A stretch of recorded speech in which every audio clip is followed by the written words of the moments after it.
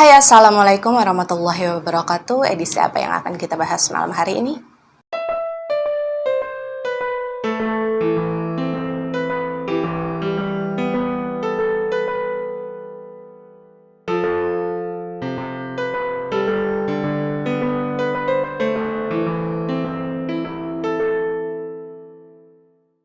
Ya, jadi malam hari ini kita akan masuk lagi ke dalam edisi Dongeng Malam. Dan yang akan kita bahas di Dongeng Malam kali ini adalah mengenai sosok entitas bernama Naya. Jadi Naya ini adalah sosok entitas yang meninggal pada usia sekitar 10 tahunan. Dan Naya ini dari kecil memang memiliki aura yang berbeda dari orang kebanyakan, yang mungkin bisa kita sebut sebagai indigo yang sebenarnya. Karena dari apa yang saya ketahui, bahwa anak indigo itu bukan hanya sekedar sebutan untuk orang-orang yang bisa melihat dunia gaib. Tapi melebihi itu semua, indigo adalah lebih ke arah warna aura yang dimiliki oleh seseorang, yaitu keunguan. Dan juga seseorang yang disebut memiliki kemampuan sebagai seorang indigo, itu adalah orang-orang yang bisa melihat bagaimana kejadian di masa depan. Terlepas kamu percaya atau tidak bahwa ada orang yang diberikan kemampuan untuk melihat masa depan gitu ya, kejadian yang akan datang gitu. Nah, setahu saya seperti itulah orang yang kemudian disebut dengan indigo, bahwa warna auranya memang keunguan, kemudian dia memiliki kemampuan untuk melihat dimensi gaib dan juga bisa memprediksi apa yang akan terjadi di masa depan. Tapi semisal ada yang perlu dikoreksi, nggak apa-apa, kalian koreksi aja, karena kita tujuannya juga sebagai sharing ya, kita menambah pengetahuan satu sama lain, kita sama-sama belajar. Semisal memang ada yang luput atau salah dari pendapat saya barusan. Dan sebelum kita lanjut untuk membahas bagaimana cerita mengenai Naya ya, anak kecil yang berusia 10 tahun ini yang memiliki kemampuan indigo, saya mau disclaimer dulu bahwasanya mungkin kamu yang baru saja mampir ke channel YouTube saya dan kebetulan melihat cerita tentang Naya, ini adalah cerita mengenai sebuah residual memory dari sesosok entitas. Masalah kamu akan percaya atau tidak itu terserah kalian, saya kembalikan kepada kalian. Yang menjadi tujuan saya adalah jika memang ada yang baik bisa kalian petik sebagai pembelajaran, tapi kalau memang kalian tidak percaya, cukup nikmati cerita ini sebagai dongeng malam aja kalau memang nggak percaya, karena saya nggak mungkin bisa memaksakan. Yang terpenting adalah kita sama-sama saling menebarkan energi positif terhadap sesama dan saling respect. Oke, sekarang kita balik lagi membahas si Naya ya. Jadi Naya ini adalah entitas yang berasal dari line sekitar 85 awalan. Dan Naya ini adalah anak bungsu dari 4 bersaudara, jadi dia punya 3 kakak laki-laki, dan Naya ini satu-satunya yang perempuan. Dan sebenarnya Naya ini berasal dari keluarga yang bisa dibilang menengah lah.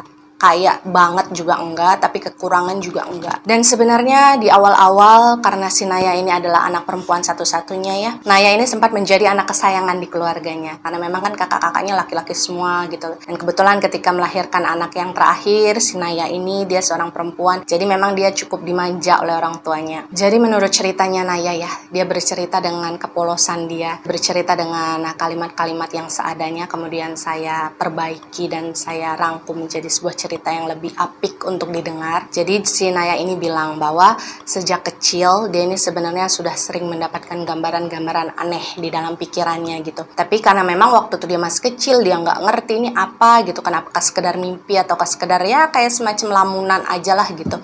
Jadi si Naya ini cuek gitu, dia nggak cerita ke siapapun tentang gambaran-gambaran yang sering tiba-tiba datang ke dalam pikiran dia. Dan ketika si Naya ini sudah menginjak usia sekitar 7 tahun, kata Naya ini mulai mengerti bahwa apa yang dia lihat ini sepertinya sebuah potongan yang memberikan dia semacam intuisi terhadap kejadian yang akan terjadi nanti gitu. Dan menurut Naya, setiap potongan yang datang gambarnya ke dalam pikiran dia pada saat itu ya, itu sekitar 90% pasti terjadi. Cuman awal-awal memang potongan-potongan gambar yang menghadirkan intuisi ke dalam diri dia itu bukan hal-hal yang terlalu penting gitu. Jadi ya hanya hal-hal kecil yang nggak terlalu dianggap serius oleh Naya. Dan menurut Naya pada saat itu ya, sebenarnya apa yang menjadi kemampuan dia itu sempat menjadi beban bagi dia. Dia sempat berusaha untuk denial kepada apa yang dia bisa. Sebab waktu itu Naya bilang dia tuh sampai ada di titik dia takut ketemu orang baru. Karena setiap kali dia bertemu dengan orang, dia tuh seolah-olah bisa mendapatkan gambaran apa yang akan terjadi dengan orang tersebut nantinya gitu. Dan ketika hal tersebut benar-benar terjadi, Naya ini kayak ngerasa bersalah gitu. Jadi kayak seolah-olah dia merasa kejadian tersebut terjadi kepada orang tersebut ya gara-gara dia. Walaupun padahal kan bukan ya. Dia ngerasa dirinya aneh gitu. Dia nggak mau dianggap sebagai orang yang aneh di tengah lingkungan masyarakat. Dan awalnya menurut Naya, dia benar-benar merahasiakan kemampuannya itu kepada semua orang termasuk pada keluarganya. Jadi bapaknya sendiri nggak tahu, ibunya sendiri nggak tahu, kakak-kakaknya juga nggak tahu. Tapi akhirnya suatu hari semua rahasia Naya ini akhirnya terbongkar ya. Karena tidak sengaja juga sebenarnya. Jadi suatu hari menurut ceritanya si Naya, dia ini kan punya teman yang sangat dekat namanya Wati. Jadi Wati ini adalah anak blasteran dari Jepang dan juga Indonesia waktu itu. Karena waktu zamannya si Naya hidup ya, itu masih banyak warga-warga Jepang gitu, warga-warga Belanda juga yang merupakan sisa-sisa dari zaman-zaman penjajahan dulu gitu, yang memutuskan untuk menetap di Indonesia karena memang memiliki keluarga gitu. Nah, si Wati ini adalah seorang anak dari bapak Jepang dan juga ibu Indonesia. Nah, pada saat itu si Naya ini cerita kalau dia ini lagi main sama si Wati, main lempar-lempar bola. Nah, secara nggak sengaja si Wati ini ngelempar bola ke arah si Naya. Karena memang si Naya ini meleset, nggak bisa nangkep bola tersebut, akhirnya bola tersebut kan terpental agak jauh kan. Nah, si Naya ini kemudian berlarilah mengambil bola tersebut, dan ketika dia memungut bola tadi, bola yang sebelumnya pernah dipegang oleh si Wati ya, entah bagaimana si Naya ini mendapatkan sebuah gambaran. Jadi pada saat itu yang Naya lihat adalah keluarga dari si Wati ya, yakni bapaknya Wati, ibunya Wati, dan juga si Watinya sendiri. Itu suatu malam rumahnya akan didatangi oleh beberapa orang perampok yang menggunakan penutup wajah. Dan dalam kejadian perampokan tersebut, Wati pada akhirnya akan tewas karena ditebas oleh golok. Kemudian ibunya akan tewas karena ditembak. Sementara papahnya si Wati ini akan meninggal karena digantung oleh perampok tersebut. Dan sebagai sebuah informasi ya, menurut ceritanya si Naya, setiap kali dia akan mendapatkan gambaran mengenai kejadian yang akan terjadi di masa depan, dia ini seperti melihat sebuah flash di depan matanya. Jadi ketika flash tersebut terlihat, dia akan merasa silau. Dan ketika dia merasa silau, dia akan mulai memejamkan matanya dan gambaran tersebut akan mulai nampak di dalam pikirannya. Dan itulah yang terjadi pada Naya saat dia melihat bagaimana gambaran yang akan terjadi kepada keluarga besarnya Wati. Nah, melihat si Naya ini kan diem gitu ya sambil megangin bola, si Wati ini kan heran kenapa gitu. Jadi si Wati ini manggil-manggil lah temennya, Nay kenapa Nay, kenapa gitu kan. Nah, ketika si Naya ini kemudian sadar, sudah kembali kepada dirinya gitu ya, gambarannya sudah selesai, Naya ini kemudian berdiri dan langsung memeluk Wati. Waktu itu dia melempar bolanya dan langsung memeluk si Wati dengan sangat erat. Si Naya ini sampai nangis gitu, sampai dia tuh bilang, Wati jangan pergi, Wati nggak boleh pergi gitu. Nah, si Wati ini kan bingung dong, kenapa Nay, kenapa gitu. Dan pada akhirnya mungkin karena si Naya ini merasa bahwa Wati ini adalah teman baiknya ya, teman yang akrab, teman dekat dia. Akhirnya si Naya ini memutuskan untuk menceritakan semuanya. Jadi Naya ini menceritakan dari A sampai Z apa yang dia lihat pada saat itu di dalam pikirannya. Bahwa keluarganya nanti suatu malam, dia nggak tahu kapan kejadian itu akan terjadi. Tapi yang jelas pada malam hari akan ada perampok yang datang ke rumah si Wati gitu ya, dan akan membunuh semua keluarga Wati di rumah. Bahkan si Naya ini juga sampai cerita bahwa saya ini memang punya kemampuan seperti ini, kemampuan yang selama ini saya rahasiakan dari orang banyak, dan baru kali ini saya menceritakan kemampuan saya kepada orang lain, yaitu kamu. Jadi tolong percaya sama saya Wati gitu kan. Tujuannya Naya pada saat itu bercerita kepada si Wati ini tidak lebih hanya ingin si Wati dan keluarganya ini kalau bisa ya pergilah dari rumah itu gitu, berlindung supaya kejadian tersebut tidak terjadi. Namanya anak yang masih polos, dia masih belum bisa berpikir bahwa apa yang sudah menjadi takdir kan tidak bisa kita hindari lagi. Dan karena si Wati ini memang sangat dekat dengan si Naya ya, dia sangat kenal Naya itu seperti apa. Jadi ketika temannya itu bercerita, dia mengungkapkan rahasianya kepada si Wati ini ya percaya aja. Cuman pada waktu itu mungkin karena si Wati dan si Naya ini kan sama-sama masih kecil ya, usia mereka saat itu masih sekitar 7 tahunan lah, sama-sama kan sebaya. Jadi mereka belum bisa berpikir secara matang mengenai apa yang harus mereka lakukan untuk menindaklanjuti gambaran yang didapatkan oleh si Naya waktu itu. Hingga pada akhirnya ketika pulang sekolah, sepertinya si Wati ini menceritakan apa yang Naya ceritakan kepada dia. Bahwa si Naya ini melihat suatu malam nanti di suatu hari yang dia belum ketahui kapan, rumahnya si Wati ini akan dirampok dan mereka akan dibunuh satu keluarga di rumah kan. Nah, mendengar cerita yang diceritakan oleh si Wati gitu, orang tuanya si Wati ini marah lah. Maksudnya dia merasa tersinggung karena waktu itu kan memang isu-isu pembunuhan terhadap keluarga yang mix ya, karena waktu itu kan Wati kan mix Jepang dan Indonesia, itu masih menjadi isu yang sangat sensitif. Jadi cerita yang diceritakan oleh si Wati itu seolah-olah terasa seperti sebuah ancaman secara tidak langsung yang diceritakan oleh si Naya, yang diduga mendapatkan informasi tersebut dari orang lain tanpa orang tua dari Wati ini sadari bahwa yang sebenarnya bertujuan baik ya, yang hanya ingin menyelamatkan Wati dan keluarganya pada saat itu dari perampokan yang berujung pembunuhan. Tapi memang salahnya si Naya ini nggak tahu gimana cara yang tepat untuk menyampaikan. Jadi waktu itu sampai si keluarganya Wati ini menuduh bahwa keluarganya Naya lah sebenarnya yang sudah merencanakan kejadian perampokan tersebut dan juga pembunuhan tersebut, dan si Naya ini bisa tahu informasi tersebut ya karena memang dia nggak sengaja mendengar, kemudian tidak sengaja juga menceritakan kepada Wati. Jadi ujung-ujungnya informasi yang diberikan Naya yang maksudnya ingin menolong justru dijadikan sebagai bahan fitnahan oleh keluarganya si Wati waktu itu. Jadi karena saking tersinggungnya keluarga Wati saat mendengar informasi yang diberikan oleh si Naya, mereka ini sampai mendatangi rumah keluarga Naya, kemudian melabrak mereka, melemparkan berbagai macam fitnahan, marah-marah gitu ya, maki-maki keluarganya Naya. Dan waktu itu memang keluarga Naya kan nggak ngerti apa-apa ya, tiba-tiba didatengin orang marah-marah, memfitnah segala macam, kan otomatis keluarganya Naya ini juga ngerasa ngambek dong, marah dong, ini apa-apaan, datang-datang nggak ada hujan nggak ada angin, keluarga saya dimarah-marahin, difitnah-fitnah gitu. Dan waktu itu menurut si Naya ya, karena dia ngerasa takut, dia ngerasa bersalah, dia tuh ngerasa bahwa wah gara-gara saya nih keluarganya Wati sama keluarga saya berantem gitu. Nah si Naya ini nggak berani keluar dari kamar, jadi dia bersembunyi di dalam kamarnya, cuma bisa ngintip dari jendela ya. Waktu itu dia ngelihat orang tuanya Wati dengan orang tua dia, kakak-kakak dia tuh pada berantem, pada adu mulut, dan waktu itu dia cuma bisa diem sambil ngeliatin si Wati yang sebenarnya berusaha untuk narik kedua orang tuanya buat pulang gitu, kayak ayo udah pak, udah bu, kita pulang aja, udah nggak usah diperpanjang gitu. Dan dari apa yang saya lihat kemudian berdasarkan cerita yang diberikan oleh Naya ya, setelah keluarga si Wati ini pulang gitu kan, si Naya ini kemudian habis dia diinterogasi oleh keluarganya. Jadi ditanyain segala macem, gimana kamu bisa tahu informasi kayak gitu, kenapa kamu bisa bilang hal-hal semacam itu ke keluarga mereka, kan nggak pantas gitu. Jadi si Naya ini ya bingung dia mau ngejawab apa, kan dia nggak mungkin ngejelasin bahwa dia mendapatkan gambaran tersebut di dalam pikirannya, dan dia juga nggak mungkin ngomong ke orang tuanya bahwa selama ini sejak kecil dia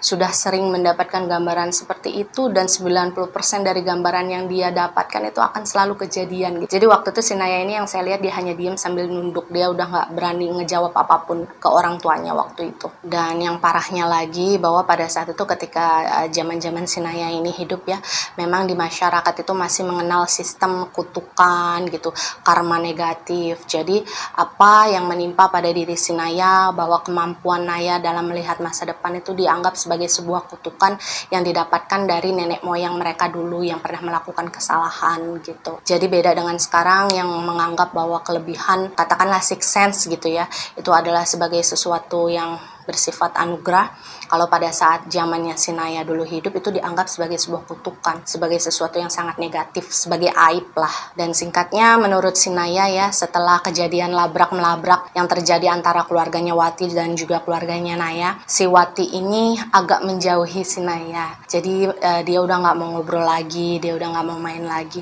Tapi kalau menurut si Naya sih dia lebih percaya bahwa sepertinya si Wati ini memang takut sama orang tuanya karena memang dilarang untuk deket-deket lagi sama si Naya. Jadi bukan keinginan hatinya Wati lah untuk berhenti berteman dengan si Naya gitu. Jadi ketika itu karena biasanya si Naya ini selalu pergi ke sekolah, pulang ke sekolah itu barengan sama si Wati. Karena rumah mereka ini sebenarnya nggak terlalu jauh gitu ya. Nah sejak saat kejadian tersebut, si Naya ini akhirnya berangkat pulang sekolah itu sendirian, nggak sama Wati lagi. Dan sebenarnya jarak antara ketika si Naya ini menginformasikan penglihatan dia kepada keluarganya Wati waktu itu dengan kejadian yang kemudian terjadi, itu jaraknya lumayan lama. Karena waktu itu si Naya ini udah sempet, ya udahlah ikhlas aja kalau memang si Wati udah nggak mau berteman dengan saya lagi gitu. Dia udah mulai berusaha untuk nggak terlalu mikirin hal tersebut. Dia udah mulai lupa nih dengan hal tersebut kan. Hingga di suatu hari pagi-pagi sekali ketika si Naya ini bangun tidur, dia mau mandi, mau berangkat sekolah gitu ya. Dia ini dikejutkan dengan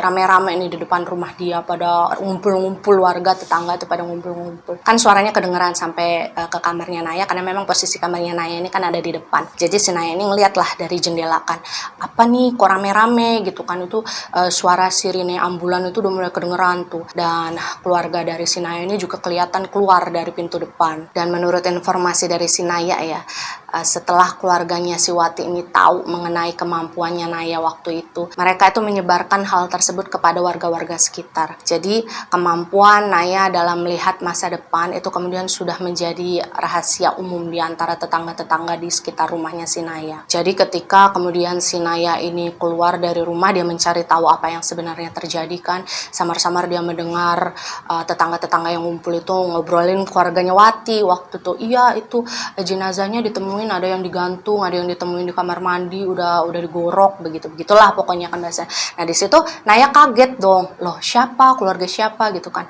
Akhirnya si Naya ini ngedekat ke tengah-tengah kerumunan masyarakat yang berkumpul waktu itu kan, ngegosip gitulah sambil melihat orang yang kemudian lalu lalang sibuk berusaha untuk membersihkan lokasi tempat kejadian perkara kan. Naya ini akhirnya mendengar bahwa memang tadi malam yang kejadian di rumahnya ada perampokan dan juga pembunuhan ternyata adalah rumah dari keluarga Wati. Dan ketika kemudian warga ini sadar bahwa saat itu ada Naya di tengah-tengah mereka gitu ya, di dekat mereka, itu serempak mereka langsung mengarahkan pandangannya kepada Naya waktu itu, kayak ngeliatin dari atas ke bawah, dari atas ke bawah gitu. Karena kan mereka sudah mengetahui waktu itu si keluarga Wati sudah bercerita ke orang banyak kalau si Naya ini ngasih informasi bahwa suatu malam nanti rumah saya akan dirampok dan keluarga saya akan dibunuh dengan kejam gitu. Dan akhirnya ketika kejadian tersebut benar-benar terjadi, orang-orang pun warga sekitar mulai memandang aneh ke arah Naya. Jadi menurut Naya, sejak kejadian yang menimpa keluarga Wati ya, itu warga tetangga-tetangga mereka tuh mulai bergosip mengenai keluarganya si Naya. Jadi mereka tuh berpikir bahwa keluarganya Naya ini bekerja sama dengan setan lah, bersekutu dengan setan gitu. Makanya si Naya ini menjadi anak yang kemudian badannya itu ditempati oleh setan sehingga dia bisa melihat apa yang akan terjadi di masa depan. Dan hal tersebut itu sebenarnya membuat si Naya ini shock ya, dia trauma kata Naya. Selain dia memang trauma karena baru saja kehilangan sahabat dekatnya dengan cara yang tragis gitu, kemudian dia dan juga keluarganya itu menjadi bahan ejekan tetangga gitu ya, bahan gunjingan tetangga. Dan si Naya ini juga ngerasa kayak semacam shock karena ini adalah pertama kalinya dia mendapatkan gambaran, potongan-potongan gambaran tentang kejadian masa depan yang semengerikan itu gitu, dan itu benar-benar terjadi. Dan perlahan tapi pasti Naya ini mulai merasakan bahwa orang-orang udah nggak mau lagi ngobrol sama dia gitu, bahwa dia mulai kehilangan satu persatu temennya yang ada di sekolah maupun yang ada di rumah. Jadi kata Naya, bahkan ketika dia ini belanja gitu di warung gitu atau di pasar itu, ya orang yang punya warung, yang punya jualan mungkin melayani ya, tapi ngelayaninnya tuh kayak takut-takut. Bahkan untuk melihat matanya si Naya juga nggak berani gitu. Dan orang yang pada saat itu kebetulan sedang belanja gitu sama si Naya ya, itu akan langsung kabur gitu. Jadi benar-benar nggak berani berada dekat-dekat dengan Naya karena takut akan diramal hal-hal yang mengerikan lagi seperti yang terjadi kepada keluarganya Wati. Dan kemudian ketika waktu semakin berlalu ya, si Naya ini sudah bisa pelan-pelan dia menyembuhkan luka hatinya waktu itu, dan dia juga sudah mulai bisa bodoh amat lah dengan omongan orang-orang, dengan pandangan orang-orang terhadap diri dia khususnya kan. Dia sudah mulai mau bersosialisasi lagi, sekolah lagi gitu, dan dia udah nggak mau terlalu mikirin ada apa enggak temen yang masih mau sama dia gitu kan, main sama dia. Jadi waktu itu kata si Naya, ada sesuatu yang terjadi dalam diri dia dan itu bukan hal yang baik. Awalnya menurut si Naya ya, dia ini ketika mendapatkan gambaran tertentu mengenai apa yang akan terjadi di masa depan, dia ini nggak akan ngomong apa-apa gitu. Jadi dia hanya diem, kemudian dia merem, terus dia mendapatkan gambaran tersebut. Jadi dia masih bisa mengendalikan dirinya sendiri untuk nge-keep gambaran yang dia lihat itu, dia nggak ngomongin hal tersebut ke siapa-siapa gitu. Tapi makin kesini, makin lama ya, menurut si Naya waktu itu, setiap kali dia dapatkan sebuah gambaran, dia justru akan secara tidak sadar itu ngomong, jadi cerita. Jadi dia nggak sadar kalau dia akan menceritakan apa yang dia lihat kepada orang yang ada di depannya. Dan menurut Naya hal tersebut adalah sesuatu yang sangat mengerikan bagi dia. Karena dia kan jadi nggak bisa memilah-milah mana yang harus saya sampaikan, mana yang harus tidak saya sampaikan. Dia nggak sadar dengan diri dia sendiri waktu itu. Dan sampailah di suatu hari yang tidak pernah dibayangkan oleh Naya sebelumnya ya. Jadi waktu itu Naya, kakak-kakaknya dan juga ibunya gitu ya lagi makan bareng di meja makan waktu si Naya ini baru pulang sekolah ya, sekitar jam 1 jam 2 lah. Mereka makan bareng di meja. Awalnya mereka nggak ngebahas apapun waktu itu. Tapi saat itu ketika makan, Naya ini ngerasa dia seolah-olah pengen mendapatkan gambaran karena penglihatannya mulai terasa silau. Jadi dari apa yang saya lihat pada saat itu ya, bagaimana proses Naya ini ketika dia akan mendapatkan sebuah gambaran, badannya itu akan menegang seperti ini. Kemudian tatapannya akan ke arah atas dengan sorot mata yang kosong, kemudian dia akan diam beberapa saat. Nah, ketika ada jeda diam tersebut, setelahnya barulah si Naya ini ngoceh kayak orang yang nggak sadarkan diri. Jadi dia akan menceritakan secara detail apa yang dia lihat di dalam gambarannya waktu itu. Dan pada saat itu, ketika Naya mendapatkan gambaran ya, di tengah-tengah keluarganya yang sedang makan siang, Naya ini bilang, kantor Bapak akan terbakar malam. Beberapa orang di dalam kantor Bapak akan meninggal, termasuk Bapak. Dan ketika ibu dan kakak-kakaknya mendengarkan hal tersebut kan pasti kaget dong. Maksudnya ini apa lagi, Nay? Gambaran apa lagi? Jadi ketika si Naya ini selesai melihat gambarannya ya, kemudian dia seperti tersadar bahwasanya dia baru saja mengatakan hal-hal yang mengerikan. Dia melihat muka ibu dengan muka kakak-kakaknya ini udah mulai berubah melihat ke arah dia. Jadi si Naya ini langsung berdiri dari kursi makannya dan lari ke dalam kamar. Dia takut dimarahi ibunya waktu itu. Dan untuk gambaran Naya kali ini dia tidak perlu menunggu waktu lama hingga kejadian tersebut benar-benar terjadi. Jadi malam harinya, setelah hari di mana si Naya ini mendapatkan gambaran ketika siang ya, itu terlihat warga-warga ini berteriak kebakaran, kebakaran di depan rumahnya si Naya kan. Jadi rumah Naya ini memang berada di tengah-tengah pemukiman yang cukup padat waktu itu. Dan kata Naya memang bapaknya ini itu bekerja sebagai ya salah satu staf usaha di sebuah kantor desa. Nah, kantor desa ini jaraknya juga nggak terlalu jauh dari rumah si Naya, hanya berjarak sekitar satu lapangan bola gitu. Jadi apapun yang terjadi di kantor desa itu akan kelihatan kan dari rumahnya si Naya. Dan memang kebetulan menurut si Naya, si bapaknya ini sudah izin ke ibunya Naya waktu itu. Jadi sebelum berangkat sekolah, mereka sama-sama sarapan kan bareng. Bapaknya ini udah ngomong sebelumnya kalau dia akan lembur di kantor karena ada beberapa urusan yang memang harus dia selesaikan. Dan ketika si Naya ini kemudian teringat akan hal tersebut, kemudian dia menyambungkan hal itu dengan gambaran yang dia lihat sebelumnya.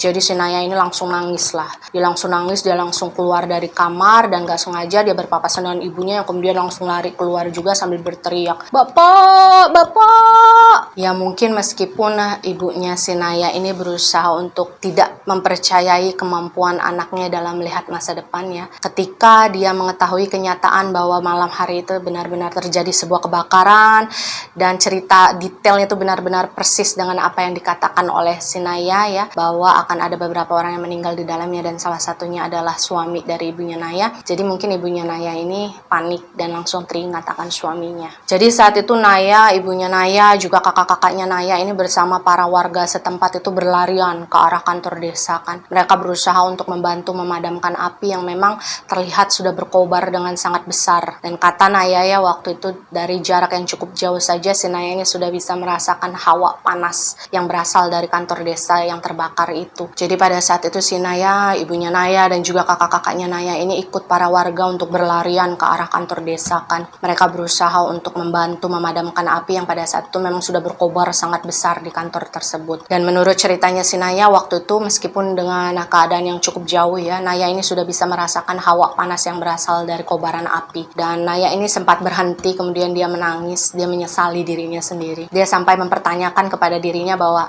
apakah benar gambaran yang saya lihat tadi siang itu akan benar-benar terjadi?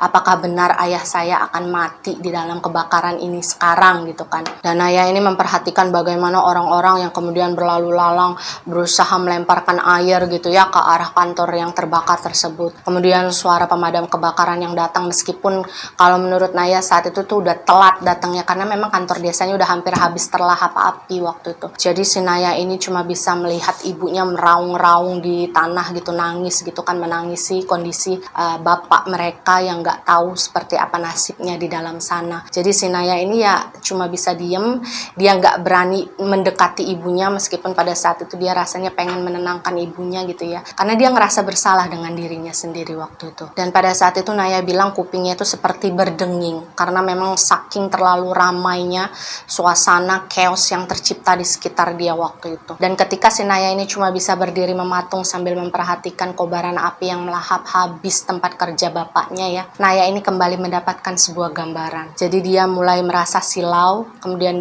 dia menutup matanya, dan gambaran lain akhirnya bisa dia dapatkan tanpa bisa dia kendalikan. Dan waktu itu gambaran yang Naya lihat berhubungan dengan kakak laki-laki tertua Naya yang kita sebut saja namanya Ilham ya. Karena ketika saya menanyakan siapa nama kakak laki-lakinya yang dimaksud, si Naya ini sudah tidak ingat siapa nama masing-masing dari anggota keluarganya. Jadi untuk mempermudah cerita, kita sebut saja namanya Ilham ya. Nah, menurut Naya waktu itu dia melihat gambaran bahwa si Ilham ini, mohon maaf, dia gantung diri di dalam kamarnya. Jadi yang Naya lihat di suatu pagi, tubuh Ilham ini menggantung di bawah sebuah kipas besar yang ada di langit-langit kamar gitu. Dan waktu itu bisa dipastikan Ilham ini dalam keadaan sudah meninggal dunia. Dan seperti yang kita ketahui di atas tadi yang sudah saya ceritakan, bahwa kemampuan Naya semakin kesini ini semakin tidak bisa dia kendalikan. Jadi setiap kali dia mendapatkan gambaran, secara tidak sadar dia akan menceritakan gambaran tersebut kepada orang-orang yang ada di depannya tanpa dia sadari. Dan pada saat itu ya kemungkinan besar ketika si Naya ini mendapatkan gambaran kalau si Ilham ini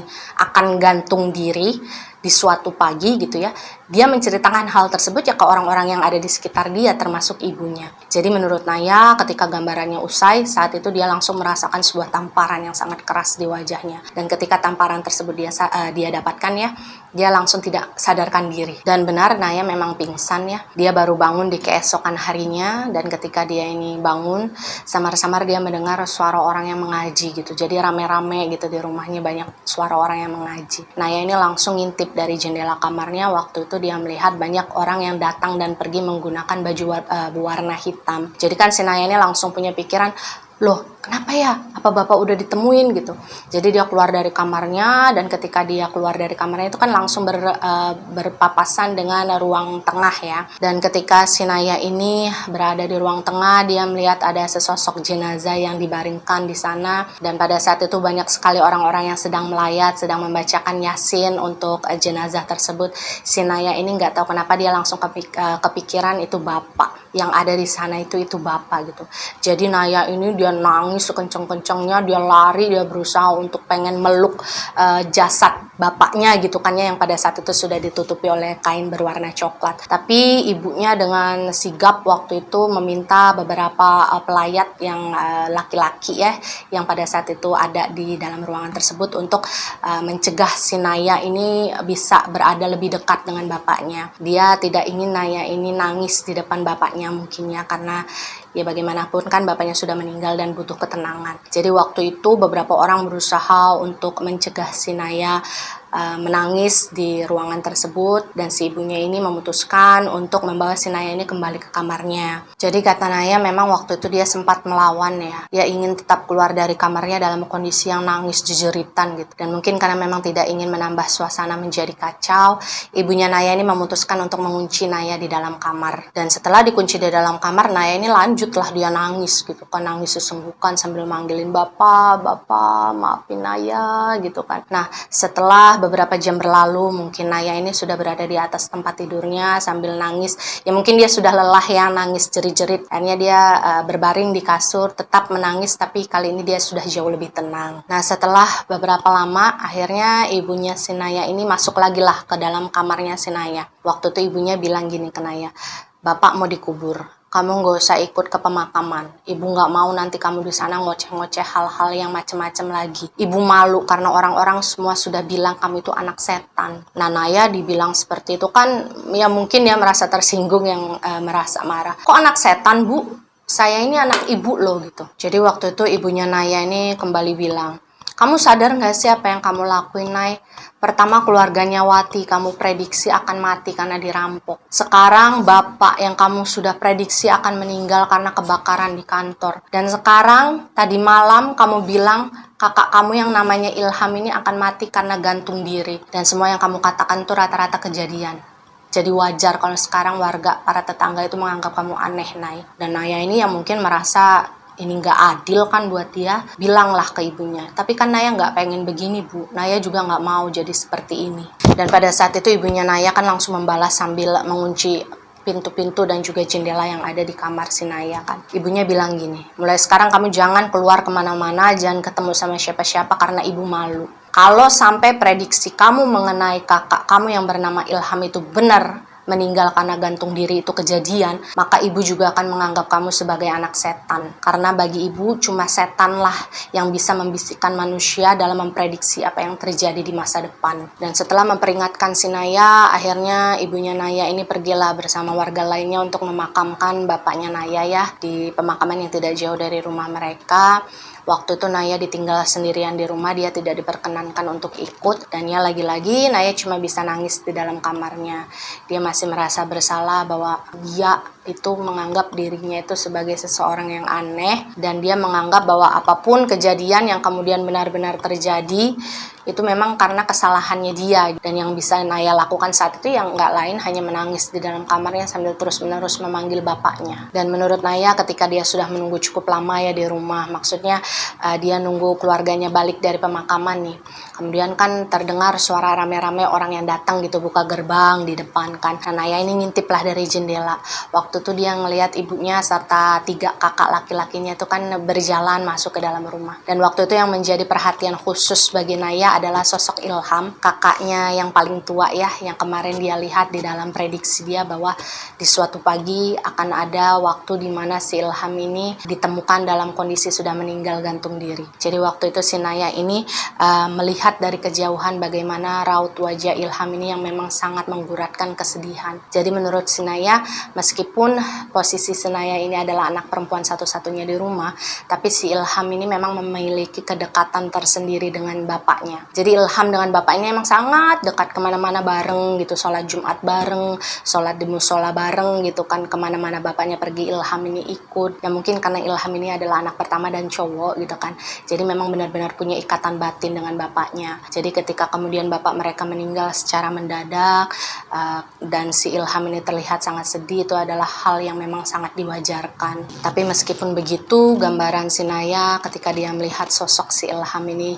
ditemukan gantung diri di kamarnya ya, Naya ini berharap bahwa sekali ini aja tolong prediksi tersebut jangan menjadi kenyataan, karena Naya ini nggak mau lagi kehilangan satu anggota keluarga yang dia sayangi di rumah itu, apalagi dalam keadaan gantung diri gitu kan. Dan Naya ini juga nggak mau menambah keyakinan orang-orang semakin percaya bahwa si Naya ini adalah anak setan. Dia nggak mau dilihat seperti orang yang aneh di keluarganya sendiri gitu. Jadi si Naya ini benar-benar berharap, ya Allah tolong sekali ini aja, tolong gambaran tersebut jangan sampai kejadian. Dan menurut Naya ketika dia dikunci di kamar waktu itu ya, itu berlangsung sampai keesokan harinya. Jadi ketika malam pertama, yasinan pertama itu dilakukan di rumah mereka gitu, Naya ini memang belum bisa keluar karena memang si ibunya belum berkenan kalau Naya ini keluar. Takut kalau misalkan Naya ini sewaktu-waktu ngoceh lagi mengenai prediksi yang tiba-tiba dia lihat. Dan ketika Naya tidur, kemudian semua berjalan dengan normal gitu ya, keesokan harinya Naya ini bangunlah. Dia ngerasa perutnya lapar waktu itu, karena memang kan dari kemarin sore sampai malam kan dia dikunciin aja tuh di rumah kan, nggak dibolehin keluar sama ibunya. Jadi Naya ini keluarlah, dia coba-coba buka pintunya, barangkali udah nggak dikunci kan.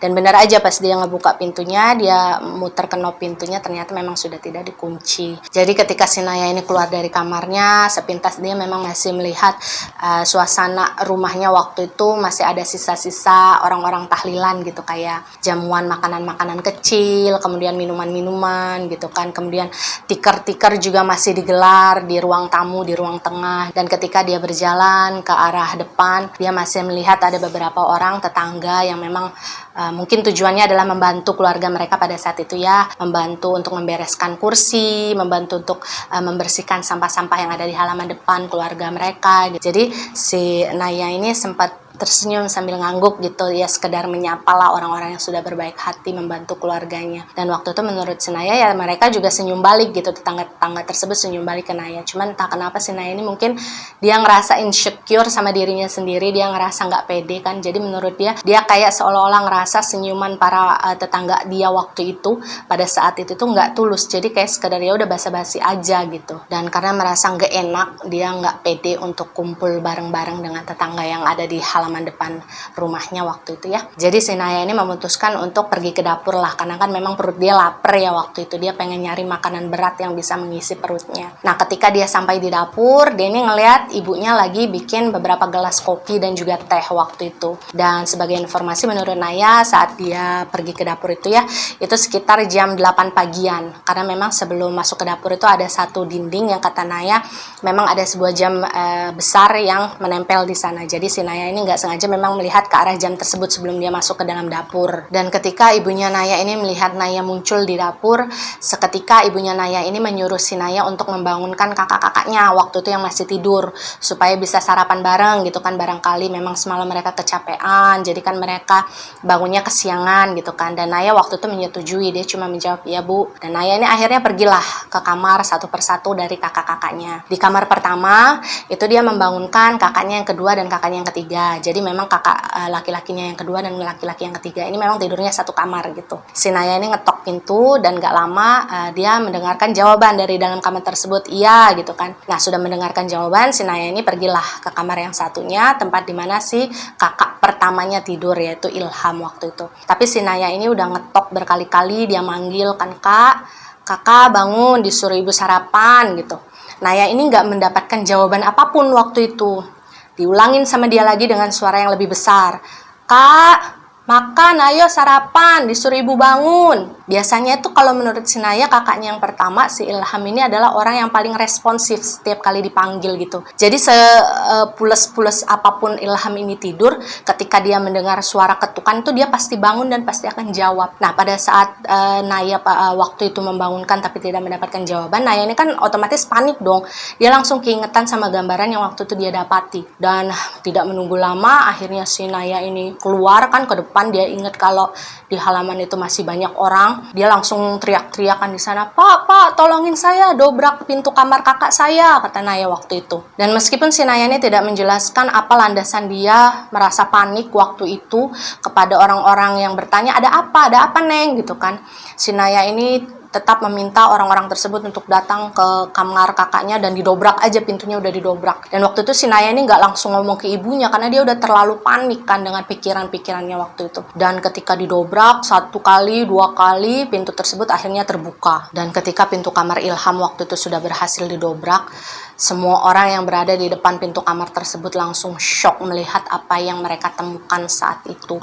Termasuk si Naya yang sampai harus jatuh lemas di atas lantai karena dia merasa sudah kehilangan tenaga. Yang saya lihat waktu itu Naya bahkan sampai nggak sanggup berkata-kata lagi. Dia hanya menangis sambil mengulurkan tangannya seperti ini ke arah sesuatu yang dia lihat di dalam sana. Dan gak lama saat si Naya ini nangis sesenggukannya, dia mendengar suara beberapa gelas pecah di lantai. Dan saat si Naya menengok ke belakang, ibunya waktu itu juga mengalami shock yang amat sangat ketika mereka sama-sama melihat tubuh Ilham sudah tergantung di langit-langit kamarnya. Jadi menurut Naya waktu itu jasad dari Ilham ini warnanya sudah abu-abu pucat, udah kaku badannya, dengan mata yang melotot dan juga ujung lidah yang sedikit terjulur keluar. Jadi ketika si Naya ini harus kembali menerima kenyataan bahwa salah satu prediksi mengerikannya pada saat itu kembali terjadi.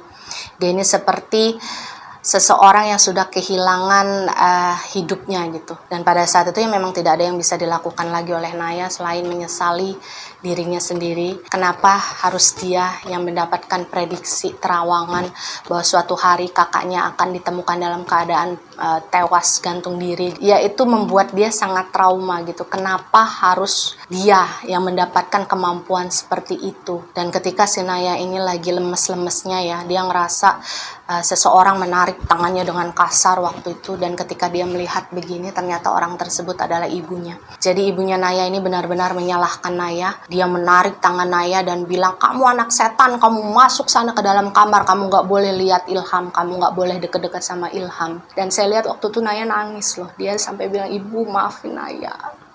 Naya juga nggak mau begini, Naya juga nggak mau seperti ini gitu kan. Cuman mungkin pada saat itu kondisi ibunya si Naya ini kan terpukul ya, shock mungkin. Jadi dia nggak mau mendengarkan alasan apapun yang diberikan oleh Naya. Jadi dia tetap menarik Naya dan menguncinya di dalam kamar. Kemudian residual memori yang tersaji untuk saya melalui cerita Naya itu terskip cukup lama, dan saya nggak tahu detailnya berapa bulan setelah kejadian ditemukannya jenazah Ilham dalam posisi gantung diri waktu itu. Jadi si Naya ini bilang bahwa ibunya si Naya ini dalam kondisi yang agak stres ya, jadi dia kebanyakan diem gitu, nggak mau ngomong sama anak-anaknya, dan semua kejadian tersebut seolah memang diarahkan kesalahannya kepada si Naya. Dan memang suatu hari menurut cerita Naya dan yang kemudian saya lihat ya, ibunya Naya ini mengajak Naya untuk pergi ke suatu tempat waktu itu bersama kedua kakak laki-lakinya. Jadi mereka menggunakan mobil. Dan Naya waktu itu ya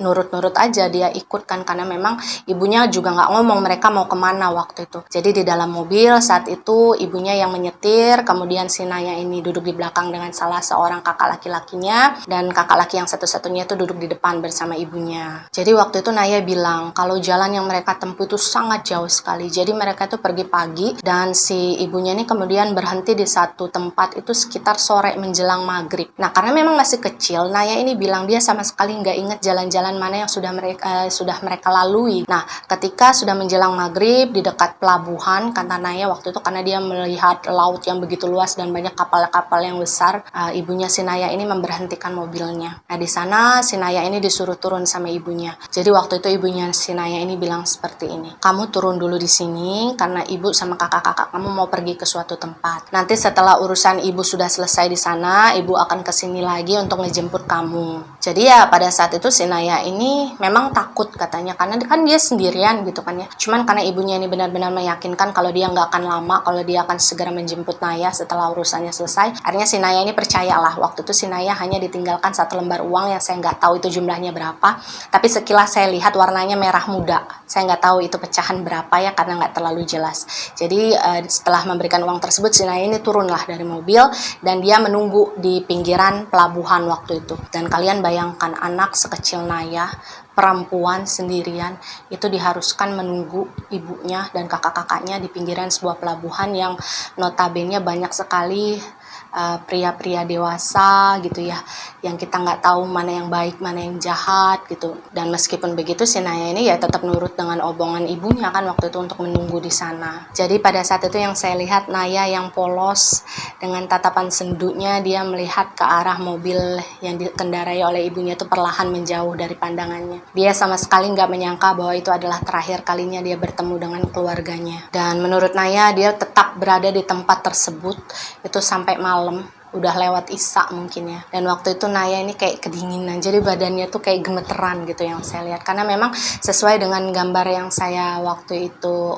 posting kan, si Naya ini nggak pakai baju yang proper saat pergi. Dia nggak dipakein baju yang anget sama ibunya sama sekali. Jadi si Naya ini cuma pakai singlet dan juga pakai rok per 8 waktu itu. Dan kalian bayangkan malam-malam di pinggir pelabuhan itu dinginnya kayak apa, dan itulah yang dirasakan oleh Naya saat itu. Dan menurut Naya sebenarnya dia masih pengen nunggu di sana sesuai dengan perintah ibunya. Ya setidaknya mungkin sejam atau 2 jam lagi lah mungkin ibunya akan datang gitu kan, pemikiran Naya selalu seperti itu. Tapi kemudian dia nih sempat ngelihat ada beberapa rombongan yang orangnya tuh kelihatan kayak preman kata si Naya. Jadi dia tuh takut kan, dia takut kalau digangguin sama preman itu, katanya serem, tampangnya serem, rambutnya gondrong, badannya gede kata si Naya. Jadi Naya ini akhirnya memutuskan ya sudahlah saya pergi aja dari sini, tapi jangan terlalu jauh biar nanti kalau misalkan ibu cari saya untuk ngejemput itu nggak susah nyarinya. Tapi singkatnya menurut si Naya ya, si Naya ini nunggu dari hari ke hari, dari hari ke hari sampai dia kelaparan, sampai dia udah kayak jadi gelandangan karena badannya udah kotor nggak jelas. Di sanalah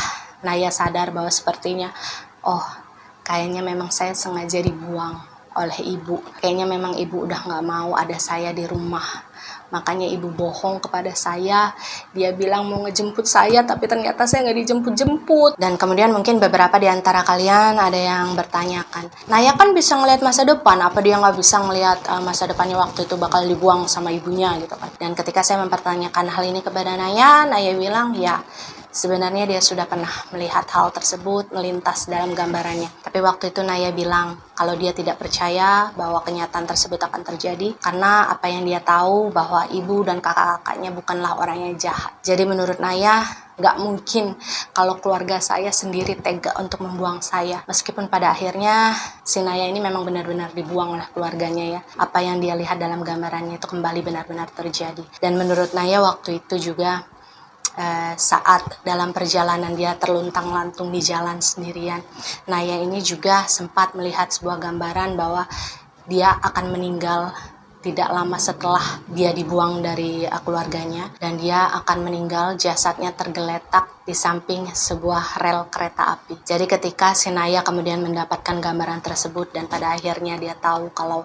usianya tidak akan panjang, Naya bilang waktu itu dia sudah berusaha saja menjalani hidup dengan apa adanya. Dia sudah mengikuti arus aja lah. Kalau memang saya harus dibawa ke kanan ya saya akan ke kanan, kalau saya mau dibawa ke kiri ya saya akan ke kiri, karena pada akhirnya dia tahu bahwa usianya memang sudah tidak panjang lagi. Dan kalau istilah yang Naya sebutkan, perjalanannya yang lontang-lantung selama ini di jalanan itu sebagai perjalanan menunggu kematian katanya waktu itu. Jadi menurut Naya selama ini ketika dia menjalani sisa-sisa hidupnya, si Naya ini harus menjadi pengemis dan juga pengamen hanya sekedar untuk bisa makan, untuk bisa bertahan hidup gitu ya.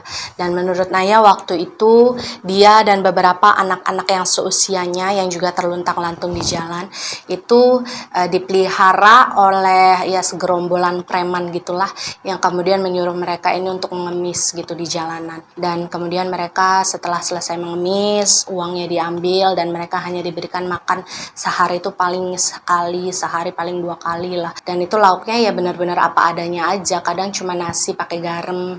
Tapi menurut Naya waktu itu ya dia memang nggak punya pilihan selain itu daripada dia di luar nggak makan gitu kan. Dan pada saat itu Naya juga cerita kalau dia serta beberapa anak-anak yang lainnya itu tidur di dalam satu tenda yang terbuat dari terpal waktu itu. Dan yang menyedihkannya adalah ketika si Naya ini cerita bahwa sikap, tindakan, perilaku dari preman-preman yang pada saat itu mengumpulkan anak-anak usia Naya untuk dijadikan pengemis ya, itu juga melakukan pelecehan seksual terhadap anak-anak yang ada di sana termasuk si Naya. Jadi waktu itu si Naya memang nggak bisa ngelawan karena dia kan masih kecil, dia nggak bisa ngapa-ngapain. Meskipun si Naya ini pernah cerita satu kali dia pernah berusaha untuk kabur dari tempat tersebut karena dia udah nggak tahan diperlakukan seperti itu kan. Tapi akhirnya si Naya ini kembali ditangkap, dan ketika ditangkap dia ini dihajar habis-habisan kan. Jadi dia ini emang udah nggak berani untuk kabur lagi setelah dia tahu bahwa dia akan dihajar seperti itu saat kabur. Dan di suatu hari gambaran yang saya lihat melalui cerita yang Naya sampaikan, Naya ini demam, dia sakit. Saya lihat dia tiduran di atas tikar ya, menggigil,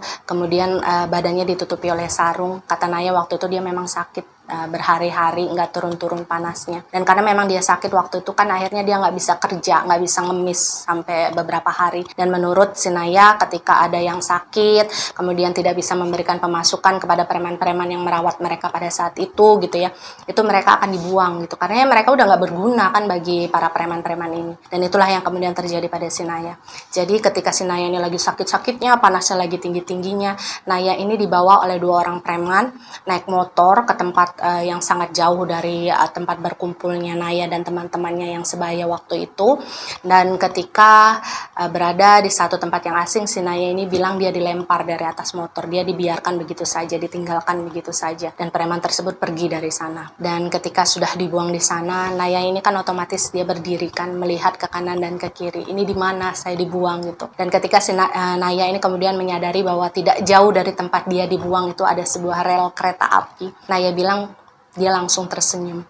Dia langsung teringat akan prediksinya, gambaran dia pada saat itu bahwa dia akan meninggal di dekat sebuah rel kereta api. Jadi si Naya ini berpikir bahwa oke, berarti usia saya sepertinya sudah tidak lama lagi. Dan si Naya ini pun akhirnya berjalan di sisi rel kereta api tersebut gitu ya, sekedar untuk menemukan rumah penduduk. Ya setidaknya mungkin kalau dia bisa menemukan rumah penduduk, barangkali ada penduduk yang kemudian merasa kasihan sama dia, mau memberikan dia makanan atau paling minimal memberikan dia minum lah. Karena Naya ini aus kan, dia ini lagi panas badannya gitu, jadi harus banyak minum, kemudian kan dia jadi gampang capek. Jadi si Naya ini berjalanlah di pinggir rel kereta api. Jadi rel kereta api itu kan di sebelahnya ada banyak tumpukan batu-batu kerikil gitu ya. Nah, di pinggiran kerikil-kerikil itulah si Naya ini kemudian berjalan. Dia berjalan pelan, melihat kanan kiri gitu. Dia melihat apakah ada orang di sekitar sana gitu. Dan sampai di satu titik ketika si Naya ini bilang dia sudah tidak kuat lagi untuk berjalan ya, karena kondisinya memang terik waktu itu. Si Naya ini berhenti di sebuah tempat posisi yang banyak pohonan rimbun di sana. Jadi si Naya ini duduklah di pinggir rel kereta api yang ada banyak kerikilnya, kan bentuknya seperti bukit gitu ya. Jadi dia duduk di sana sambil menyender seperti ini. Nah, mungkin karena terlalu lelah kemudian mendapati tempat yang teduh gitu kan, si Naya ini akhirnya meringkuklah, dia tidur ringkuk seperti ini. Dan tanpa Naya sadari bahwa setelah dia tertidur pada saat itu, dia sudah tidak bisa bangun lagi. Dan Naya, gadis kecil dengan kemampuan indigo yang dia miliki ya, pada akhirnya harus meregang nyawa di sisi rel kereta api dalam keadaan tertidur. Waktu itu Naya sempat bilang bahwa dia sempat diberikan kesempatan untuk melihat kondisi tubuhnya yang meninggal waktu itu. Dia baru sadar saat itu bahwa ya ampun, badan saya kurus banget ya, katanya. Jadi waktu itu dia ngelihat badannya tergeletak di pinggir rel kereta api, udah banyak koreng gitu ya, udah banyak luka di badannya. Tapi waktu itu Naya bersyukur bahwa menurutnya dia meninggal tanpa harus terlebih dulu merasakan rasa sakit, tanpa terlebih dulu merasakan kesepian gitu. Karena menurut Naya sebelum dia benar-benar lepas dari badannya, dia sempat mendengarkan beberapa kali suara kereta api yang lewat di sebelah dia gitu. Jadi dia ngerasa nggak kesepian, dia nggak ngerasa sendirian ketika dia menghembuskan nafas terakhirnya. Dan apa yang kemudian terjadi pada Naya setelah dia diberikan kesempatan untuk melihat tubuhnya yang waktu itu sudah tidak bernyawa di samping rel kereta api, Naya bilang dia hanya mengikuti jalan yang kemudian terbentang di depannya, yaitu sebuah cahaya yang membawa dia ke suatu tempat yang dikelilingi oleh kegelapan. Naya juga nggak tahu kenapa dan bagaimana, tapi yang jelas ketika dia melewati cahaya dan lorong gelap tersebut, dia sampai di suatu tempat yang membuat dia kembali berputar di sana lagi, kembali berputar di sana lagi. Jadi dia memang tidak bisa menentukan di mana tempat yang ingin dia singgahi atau dia semayami selama proses dia sirna ini belum datang kepada dia. Dan satu hal yang Naya pesankan kepada saya waktu itu, yang dia minta ingin disampaikan kepada orang-orang yang mungkin mendengarkan ceritanya, bahwa Naya tidak pernah mau menjadi orang aneh. Naya tidak pernah mau dianggap menjadi orang aneh. Dan Naya tidak pernah minta dilahirkan sebagai orang yang aneh. Naya cuma pengen didoakan supaya Naya cepat bisa pulang. Tapi sebenarnya masih ada satu hal yang mengganjal di hati saya, bahwasanya si Naya ini masih berpikir bahwa suatu hari ibunya akan datang untuk menjemput dia lagi gitu. Meskipun di dalam hati dia sadar bahwa dia itu sudah sengaja dibuang dari keluarganya, tapi Naya masih percaya bahwa ibunya tidak akan sejahat itu. Dia masih percaya bahwa suatu hari ibunya akan datang menjemput dia. Dan itulah yang kemudian menjadi alasan si Naya ini belum mau pulang. Dia belum mau sirna gitu. Dia masih mau menunggu ibunya. Meskipun saya mengatakan bahwa mungkin aja sekarang ibunya Naya juga udah gak ada loh. Tapi Naya bersikeras dia ingin menunggu ibunya lebih dulu sebelum akhirnya dia pulang dengan damai. Dan pelajaran yang bisa kita ambil dari cerita Naya ini, bahwa kita sebagai manusia itu nggak boleh menilai seseorang, menjudge seseorang itu berdasarkan apa kata orang. Karena apa yang dikatakan orang lain itu belum tentu adalah hal yang sebenarnya terjadi. Karena terkadang kita ini lupa ya, kita nggak sadar kalau kita sudah menciptakan sebuah luka, kita sudah menciptakan sebuah trauma kepada orang lain. Melalui ucapan-ucapan yang kita katakan, melalui penilaian yang kita berikan tidak berdasarkan kepada fakta yang sebenarnya. Dan yang parahnya kita kadang nggak sadar kalau kita sebenarnya sudah berkontribusi terhadap tindakan negatif seseorang akibat dari penilaian kita. Kita pernah mikir nggak, misalkan ada satu kasus bunuh diri gitu ya, kita itu sebenarnya pernah berkontribusi memberikan ucapan negatif terhadap orang tersebut. Kita pernah mengkritik orang tersebut dengan bahasa-bahasa yang tidak enak, yang pada akhirnya bisa membuat orang tersebut trauma dan terluka, dan akhirnya memutuskan untuk mengakhiri hidup. Kita kadang nggak sadar kalau kita pernah berkontribusi hal negatif terhadap orang lain. Dan intinya kita harus berbuat baik kepada orang kalau kita mau diperlakukan dengan baik juga. Karena hidup itu adalah tentang hukum timbal balik ya. Kamu baik, maka orang akan baik. Dan jika kamu jahat, maka orang akan jahat kepada kamu. Dan tidak lupa sebagai seseorang yang pernah berkomunikasi dengan Dek Naya, saya meminta kalian untuk bisa mendoakan dia supaya dia bisa pelan-pelan belajar untuk mengikhlaskan apa yang sudah terjadi, supaya dia bisa melepaskan semua perasaannya terhadap sang ibu dan juga kakak-kakaknya ya. Saya hanya ingin dia sirna dalam damai, mengikuti ruh sejatinya kembali kepada Tuhan. Ya, percaya atau tidak itu adalah hak kalian sebagai penonton setia. Jika kalian percaya dengan cerita yang saya bawakan, maka jadikan cerita saya sebagai pelajaran. Jika kalian tidak percaya dengan cerita yang saya bawakan, maka jadikan cerita saya sekedar dongeng malam biasa. Jangan lupa di like, di komen, dan juga di subscribe, juga di share supaya teman-teman kalian bisa ikut menonton video ini. Terima kasih buat yang sudah menonton. Sampai jumpa di next video ya. Wassalamualaikum.